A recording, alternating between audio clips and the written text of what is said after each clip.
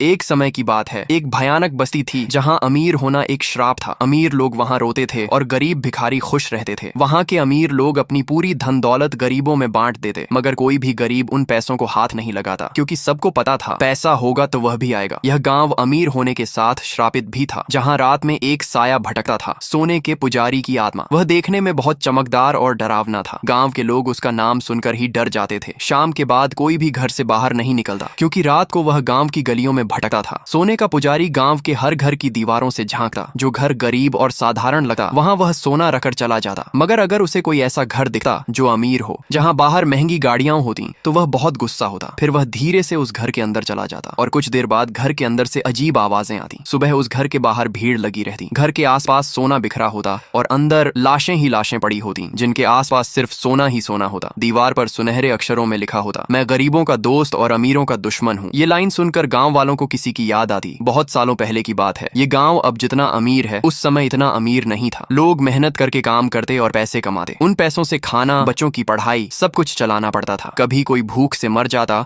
तो कभी school fees न देने पर बच्चों को स्कूल से निकाल दिया जाता। गरीब होना जैसे पाप था। लेकिन एक दिन सब बदल गया। एक सुबह गाँव में एक पुजारी बाबा आए। वह जादू जानते थे। जैसे ही उन्होंने गाँव वालों की हालत देखी, उनकी आंखों में आंसू आ गए। उन्होंने गाँव वालों की मदद करने का फैसला किया। उस शाम पूरा गाँव एक जगह इकट्ठा हुआ। पुजारी बाबा ने सबसे कहा, आज से आप सभी लोग अमीर हो जाओगे। सारे गरीब लोग खुशी से झूम उठे। पुजारी बाबा ने पूजा शुरू की। अचानक जमीन कांपने लगी। धीरे धीरे गांव बदलने लगा। हर तरफ पैसा, सोना और हीरे बिखर गए। पूरा गांव अमीर हो गया। गरीब लोग अचानक अमीर बन गए। उनके कपड़े बदल गए, जिंदगी बदल गई। सबने पुजारी बाबा का शुक्रिया अदा किया। लोगों को खुश देखकर पुजारी बाबा भी बहुत खुश हुए। लेकिन गाँव के जो पहले से अमीर लोग थे, वह खुश नहीं थे। उन्हें जलन हो रही थी। जिन गरीबों का वह मजाक उड़ाते थे, आज वह भी उनके बराबर अमीर हो गए थे। उन्हें पता था यह सब पुजारी की वजह से हुआ है, इसलिए उन्होंने एक फैसला लिया। उस रात जब पुजारी बाबा अपने घर में आराम से सो रहे थे, तब कुछ अमीर गुंडे आए और उन्हें पकड़कर अपने साथ ले गए। जब पुजारी बाबा की आंखें खुली, वह एक सुनसान जगह पर थे। गांव के अमीर लोग उनके सामने खड़े थे। उन्होंने कहा, क्यों रे पुजारी, तूने गांव वालों को अमीर बनाकर बहुत बड़ी गलती कर दी। पुजारी बाबा ने अपनी जान की भीख मांगी। मुझे जाने दो, मैंने तो सिर्फ गरीबों की मदद की है। तब अमीर गुंडों ने हंसकर कहा, यही तो तेरी पहली और आखिरी गलती है, और उन्होंने पुजारी बाबा को वहीं मार दिया। जैसे ही पुजारी बाबा की मौत हुई, गांव से सारा सोना चांदी गायब हो गया। लोग फिर से गरीब हो गए। गांव में फिर से गरीबी छा गई। गरीब लोग जोर जोर से रोते रहे, लेकिन अमीर लोग खुश थे। उन्हें सुकून मिला। लेकिन उन्हें क्या पता था, उनकी मौत आ चुकी थी। उस रात उस सुनसान जगह पर पुजारी बाबा की लाश पड़ी थी, लेकिन अचानक वह गायब हो गई और सीधा गांव में प्रकट हुई। अब वह सिर्फ एक पुजारी नहीं था, वह सोने का पुजारी बन चुका था। उस दिन के बाद से पुजारी गरीबों के लिए भगवान और अमीरों के लिए एक भयानक शैतान।